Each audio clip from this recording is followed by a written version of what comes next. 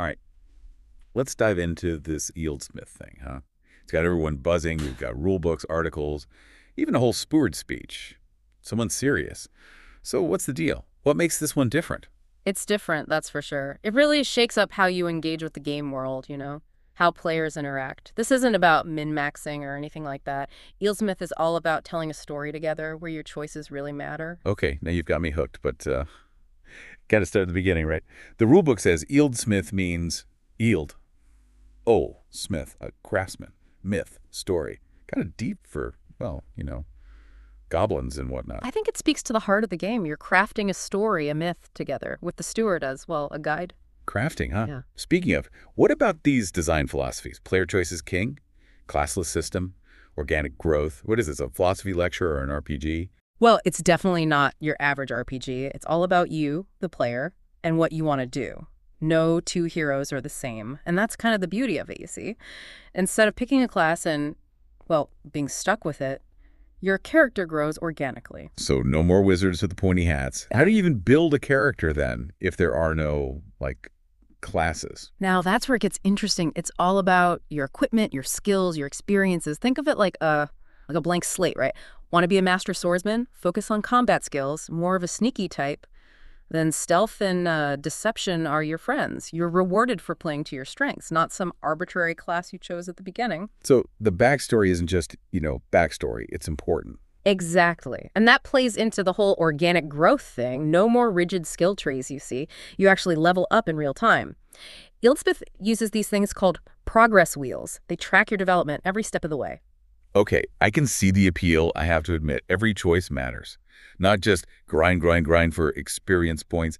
But you know what always gets me about RPGs? What makes the character tick? Oh, The motivations. and wouldn't you know it, Ealdsmith nails that too. They got rid of those basic stats, like strength and intelligence, and replaced them with, get this, motivations. Will, fear, lore, fame, fate. It's not just a number, it's what drives your character. So it's not just my warrior is strong. It's my warrior, he's driven by fame, charges into battle, wants all that glory. You got it. And each motivation, it's got its own progress wheel, just like skills. You develop them by doing stuff that aligns with that drive, you see. Like, imagine your character is obsessed with ancient secrets. That's lore, right? So maybe they're deciphering texts or persuading some hermit scholar to spill the beans. Maybe even making deals with shadowy figures, all for that sweet, sweet forbidden knowledge. Okay, way more interesting than just I rolled to see if I passed my history check. But you mentioned consequences, actions. Combat's got to be different in Ealdsmith too, right? Oh, you better believe it. They actually got rid of the two-hit roll entirely. No way, really? Think about it. In a real sword fight, you're not just trying to, tap your opponent with a sword. You want a vital spot. You're looking for an opening. You're aiming for something decisive. Less dice rolling, more describing how you're taking down the big bad. Exactly. You narrate it, right? You bring in your character skills, the environment, even their motivations.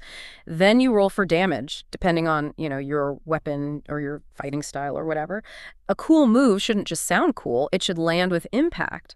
And those motivations we talked about, they change everything. Ooh, okay, how, give me an example. Okay, so our lore hero, right, up against a monster. They might know some ancient weakness, right?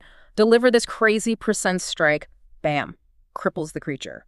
Or take fear, for example. A character driven by fear. They're going to fight defensively, use their speed, their cunning, just to survive. Same fight, two totally different approaches. It's about being true to your character, not just what's the optimal move here. That's awesome. Yeah. It's like you're in the story, not just playing a game. Yeah. But we can't forget the magic. Swords and sorcery, right? How does Ealdsmith handle the arcane arts? Carefully. Magic in Ealdsmith, it's a force of nature. Powerful, yeah. But unpredictable. And you definitely can't just, buy it in a shop. So no magic marked. Nope. Spell books, they're super rare, found through, dangerous quests or acts of amazing bravery. Oh, so no browsing for spell components on Amazon then? Not quite. And each spell book, it's only got one spell, one really powerful spell. But using it usually comes with a price, big consequences, This is the kind of magic that leaves a mark on the world, on the caster. Nothing comes easy in Ealdsmith, huh? Yeah. It's all about earning it. Whether it's, swinging a sword or casting a spell. That's Ealdsmith. High risk, high reward.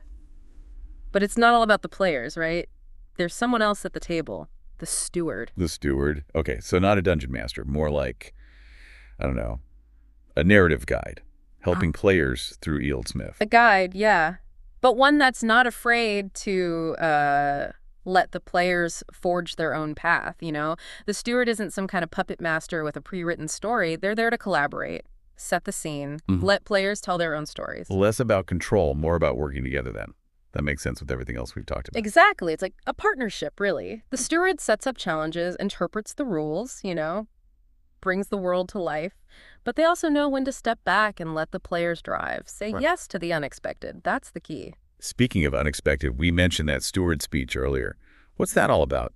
Some kind of pep talk for game masters. It's more like a philosophy of play. Like it's baked into Ealdsmith's DNA. See, the steward speech, along with that cheat sheet they have, it's like a quick reference for rules and inspiration. It all comes down to shared storytelling and player agency, giving players real choices. So it's not just about following the rules. It's about making something new every time you play. Exactly. The steward, they set the tone. They encourage players to be creative. They trust players to make those, you know, compelling choices. It's a balancing act for sure, but when it works, magic. Pure magic. This whole deep dive has been pretty magical, honestly. We've covered so much ground, from character creation to fighting monsters to, well, the whole philosophy of Ealdsmith. So what makes this game stand out from all the other RPGs out there? Ealdsmith, it's more than a game. It's like it makes you think differently about what an RPG can be, you know? Yeah. It's all about embracing the chaos of telling a story together. Yeah. About those choices that really mean something, and a world where what you do matters. And where magic is powerful, but you gotta respect it. You can't just control it. Well, I'm ready to find my dice and gather my friends and see where Ealdsmith takes us. How about you? One last thought for you, something to think about as you start your own Ealdsmith journey. What if, just go with me here, what if character death isn't the end? How would that change how you play the game, how you take risks? Would you be bolder if you knew that failing, well, it wasn't really the end? Whoa, okay. Lots to think about there. Well, that's all the time we have for today's deep dive. Thanks for joining us as we explored Ealdsmith. Until next time, may your dice roll ever in your favor.